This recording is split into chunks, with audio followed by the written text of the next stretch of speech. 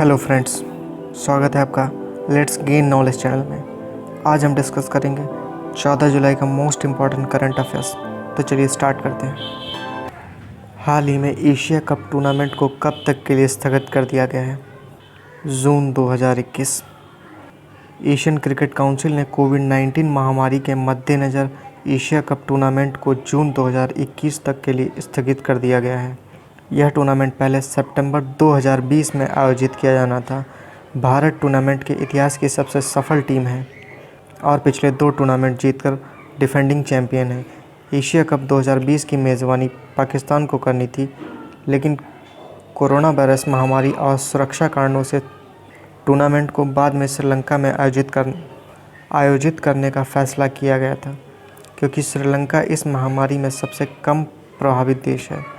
अब श्रीलंका 2021 में Asia cup की मेज़बानी करेगा, जबकि पाकिस्तान को 2022 में मेज़बानी का अधिकार दिया गया है। Next question. हाल ही में जाने माने अवाद बिन हसन जामी का निधन हो गया। वे कौन थे? कार्टूनिस्ट। हाल ही में जाने माने गुजराती कार्टूनिस्ट अवाद बिन हसन जामी का निधन हो गया। वे जामी नाम से लोकप्रिय थे। उनके कार्टून पिछले 2 दशकों से गुजरात की प्रमुख पत्रिका अभियान में नियमित रूप से प्रकाशित होते रहे हैं। इसके अलावा उन्होंने गुजराती अखबार फूल छाप में एक कार्टूनिस्ट के रूप में भी काम किया। वे केंद्रीय विद्यालय जामनगर में चित्रकला अध्यापक थे, जहां रिटायरमेंट के बाद वे पूरी तरह से कार्टूनिस्ट बन गए। Next question. हाल ही में मलाला दिवस कब मनाया गया? 12 जुलाई को। World Malala day. संयुक्त राष्ट्र ने युवा कार्यकर्ता मलाला यूसुफजई के योगदान को सम्मानित करने के लिए 12 जुलाई को विश्व मलाला दिवस के रूप में घोषित किया। मलाला दिवस को दुनिया भर में महिलाओं और बच्चों के अधिकारों का सम्मान करने के लिए मलाला यूसुफजई के जन्मदिन के दिन मनाया जाता है। लड़कियों की शिक्षा के लिए सार्वजनिक रूप से आवाज़ उठाने वाली मलाला पर तालिबान बंदूकधारियों द्वारा 9 अक्टूबर 2012 को गोली चलाई गई थी। हमले में गंभीर रूप से घायल होने के बावजूद मलाला जल्द ही स्वस्थ होकर लोगों के बीच लौटी और पहले की तुलना में उनके विचारों में उग्रता दिखाई दी और लिंग अधिकारों के लिए उनकी वकालत की। उन्होंने एक गैर लाभकारी संस्था मलाला फंड की स्थापना की, जो युवा लड़कियों को स्कूल जाने में मदद करने में और अंतर्राष्ट्रीय best seller I am Malala नामक पुस्तक की सह लेखिका भी हैं। मलाला को कई पुरस्कारों और सम्मानों से सम्मानित किया गया है। उन्हें पाकिस्तान सरकार द्वारा पहली बार साल 2012 में राष्ट्रीय युवा शांति पुरस्कार से सम्मानित किया गया था।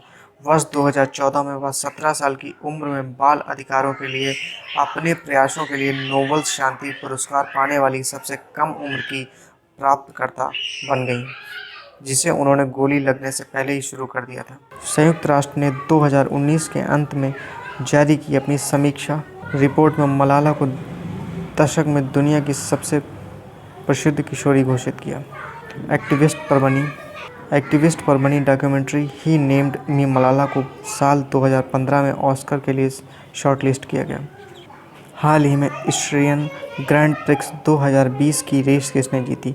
लुइस हैमिल्टन, जो कि मर्सिडीज के रेसर थे, ऑस्ट्रिया में स्पीलबर्ग के रेड बुल रिंग में हुई ऑस्ट्रियन ग्रैंड प्रिक्स 2020 जीत लिए, जिसमें Valtteri Bottas Mercedes Finland racer दूसरे स्थान पर रहे।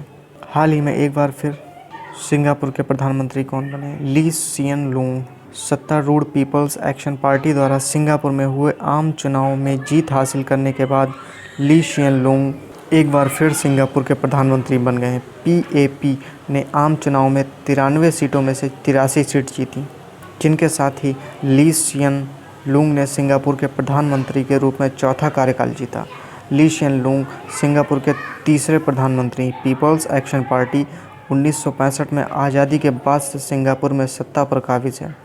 सिंगापुर में हुए आम चुनाव दक्षिण पूर्व एशिया में एकमात्र चुनाव है जो चल रहे कोविड-19 महामारी के बीच हुए।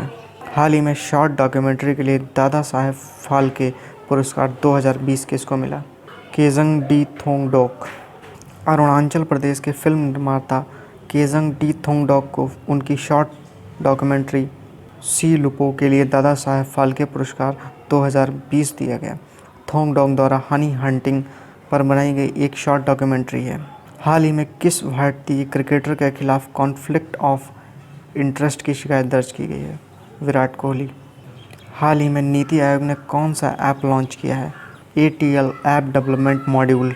नीति आयोग के अटल इनोवेशन मिशन द्वारा देश भर के स्कूली छात्रों के लिए ATL app development module launch किया गया।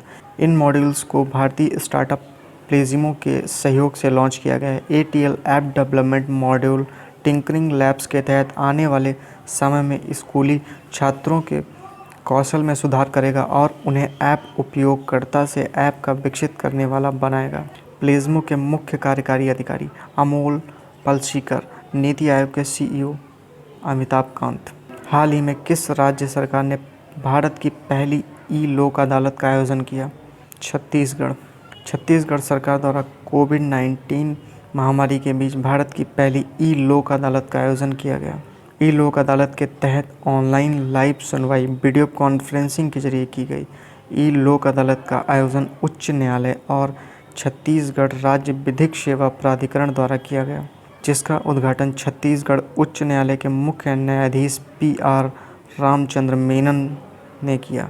लोगों को राहत पहुंचाने और मामलों की पेंडेंसी को कम करने के लिए कोविड-19 महामारी के बीच लोक अदालत का आयोजन किया गया। लोक अदालत के दौरान राज्य भर के 23 जिलों में लगभग 200 बेंचों में 3000 से अधिक मामलों की सुनवाई की गई। हाल ही में फ्लिपकार्ट ने कला शिल्प और हथकरघा क्षेत्रों को बढ़ावा देने के लिए किस राज्य सरकार के साथ समझौता किया है? कर्नाटक। फ्लिपकार्ट ने कर्नाटक के कला शिल्प और हथकरघा क्षेत्रों को बढ़ावा देने के लिए कर्नाटक सरकार के सूक्ष्म, लघु और मध्यम उद्यम और खनन विभाग के साथ एक ज्ञापन पर हस्ताक्षर किया है। यह MOU फ्लिपकार्ट ई-कॉमर्स प्लेटफॉर्म के माध्यम से और कर्नाटक के स्थानीय व्यापार को बढ़ाने के लिए बाजार पहुंच प्रदान करेगा।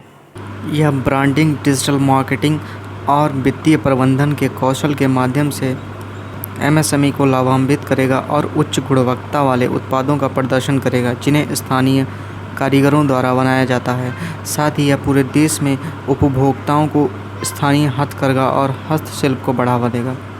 फ्लिपकार्ट का समर्थ कार्यक्रम गैर सरकारी संगठनों, NGO और सरकारी निकायों के साथ मिलकर ग्रामीण क्षेत्रों में बड़ी संख्या में उद्यमियों, महिलाओं की अगुवाई वाले उद्यमों, दिव्यांगजनों, कारीगरों और बुनकरों की कार्यशील पूंजी, खराब बुनियादी ढांचा और प्रशिक्षण की पहुंच से जुड़े मुद्दे को संबोधित करने का काम करता है। कार्यक्रम पूरे देश में 5 लाख से अधिक कारीगरों, बुनकरों और MSME इकाइयों का सहयोग करता है। फ्लिपकार्ट के CEO कल्याण कृष्णमूर्ति, मुख्य परिचालन अधिकारी Shriram Venkataraman, headquarter Bangalore.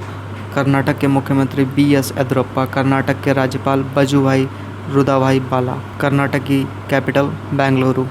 Thank you friends. अगर आपको लेक्चर अच्छा लगा हो तो please like, share and subscribe my channel.